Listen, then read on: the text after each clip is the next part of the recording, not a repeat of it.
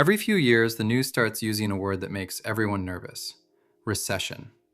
Stock markets drop, headlines get dark, politicians argue about whose fault it is. Your neighbor mentions they're tightening the belt. Your company announces a hiring freeze. And somewhere in the background, an economist on TV is explaining why this was technically predictable, using a chart that looks like a heart attack. But what actually is a recession? Not the feeling of one, not the politics around one, the actual mechanical process.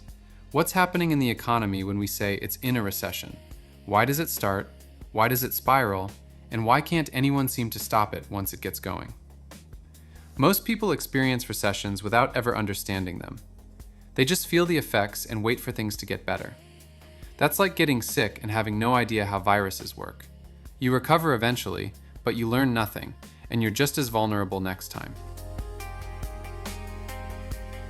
Let me start with the textbook definition, and then immediately make it useful. A recession is typically defined as 2 consecutive quarters of negative GDP growth. If you saw my GDP video, you know GDP is the total receipt for everything a country produces. When that receipt gets smaller 2 quarters in a row, we call it a recession. But that definition is like defining a car crash as 2 vehicles occupying the same space. Technically accurate, completely unhelpful for understanding what actually happened. What a recession really is, at a human level, is a self-reinforcing cycle of people spending less, which causes businesses to earn less, which causes businesses to cut jobs, which causes people to spend even less. Round and round until something breaks the loop. If you're the person who never gets it until someone gives you the right analogy, this channel is for you. Subscribe.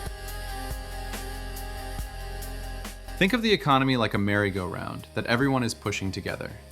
Every person who spends money gives it a push. Every business that hires gives it a push. Every investment, every purchase, every paycheck adds momentum. When enough people are pushing, the merry-go-round spins fast and smooth. That's a growing economy.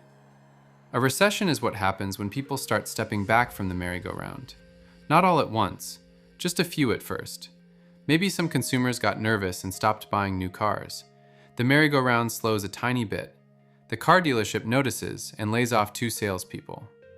Those 2 salespeople stop eating out as much. The restaurant down the street sees fewer customers and cuts a server's hours.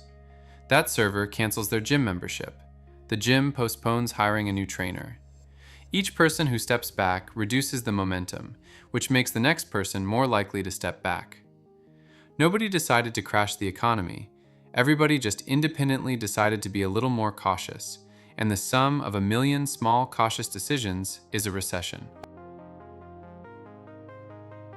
This is why recessions feel so unfair. No single person did anything wrong. The car buyer who waited another year wasn't irresponsible. The dealership that laid off staff was being financially prudent. The server who canceled the gym membership was managing their budget. Every individual decision was rational, but the collective result was irrational. A perfectly functional economy slowing itself down because everyone got scared at the same time. Economists call this the Paradox of Thrift, and it's one of the most counterintuitive ideas in economics. Saving money is smart for an individual, but if everyone saves at the same time, spending collapses, which means income collapses, which means the people trying to save actually end up with less money than when they started. The thing that makes sense for one person becomes destructive when everyone does it. Think of it like a stadium where someone stands up to see better. Smart move for one person. But then the person behind them stands up too, and the person behind them. Within minutes, everyone in the stadium is standing. Nobody can see any better than when they were all sitting, and now everyone's legs hurt. Individual logic, collective disaster. So what starts the cycle in the first place? Why do people suddenly get cautious? There's never just one cause, but the triggers tend to fall into a few categories, and they all work the same way. Something shakes confidence, and confidence is the invisible fuel the merry-go-round runs on.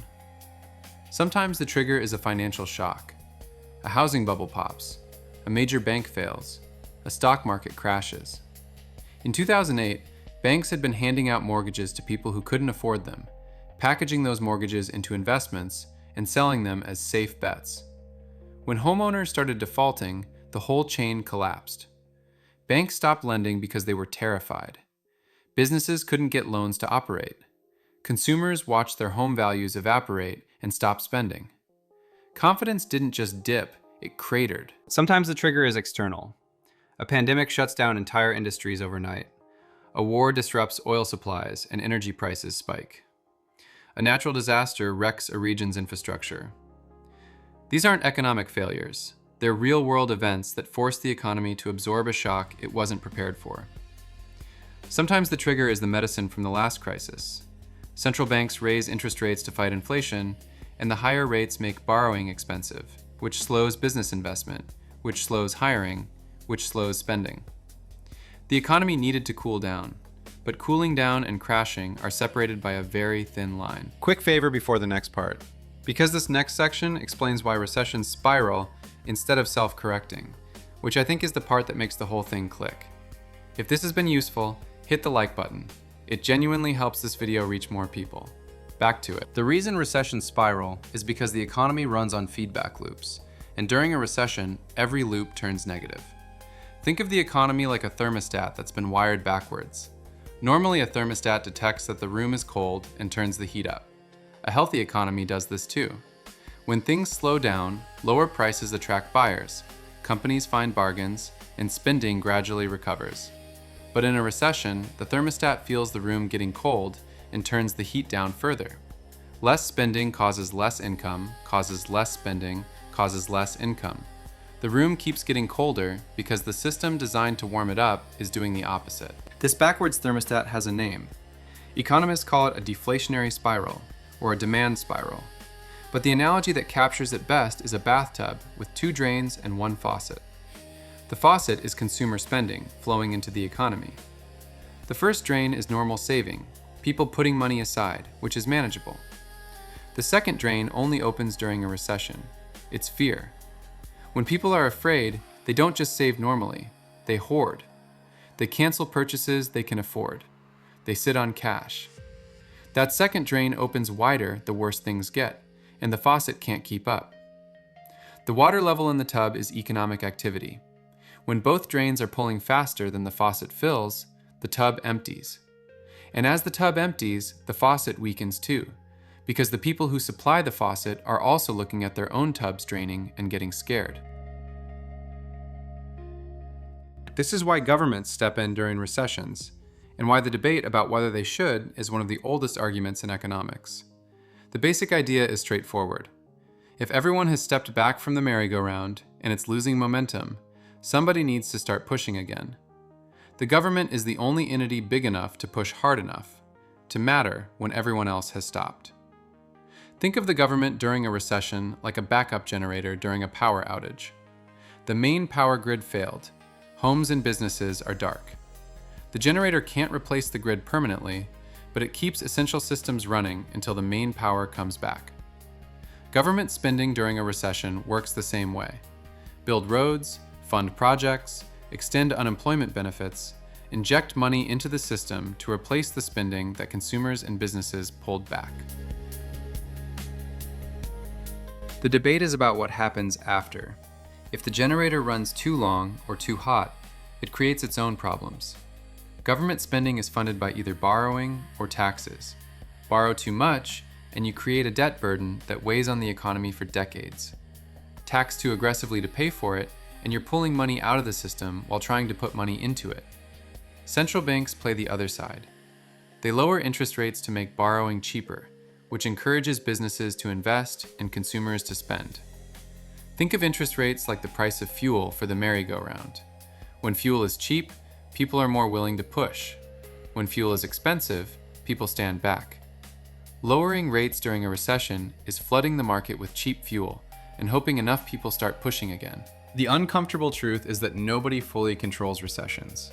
Governments can soften them, central banks can shorten them. But the core mechanic, millions of people independently deciding to be cautious at the same time, is a human behavior pattern that no policy can fully override. Recessions end when confidence returns, and confidence returns when people see other people spending again. It's circular, which is maddening, but it's how it works. If this helped recessions finally make sense, do me 2 quick favors. Hit the like button and subscribe so you catch the next one. I'm deciding between two topics for the next video, and I want you to pick. Should I explain how inflation works using a shrinking ruler analogy, or how interest rates work using a thermostat analogy? Drop A or B in the comments, and whichever gets more votes, I'll make first. Thanks for watching. Let me stack all of this together so it locks in. The economy is a merry-go-round that everyone pushes together. A recession starts when enough people step back and the momentum drops. Individually rational caution becomes collectively destructive, like everyone in a stadium standing up at once. Confidence is the invisible fuel, and shocks like financial crashes, pandemics, or rate hikes are what drain it. Recessions spiral because the economy's thermostat gets wired backwards, cooling the room further instead of warming it up. Fear opens a second drain in the bathtub that the spending faucet can't keep up with. Government spending is the backup generator keeping essentials running until the main grid recovers. Central banks lower the price of fuel to get people pushing the merry-go-round again. And ultimately, recessions end when enough people decide to start pushing at the same time, which is exactly as unpredictable as it sounds. That's a recession, not a mysterious curse that strikes randomly. A mechanical feedback loop driven by human psychology, where individual caution adds up to collective paralysis until something restores the confidence to spend again.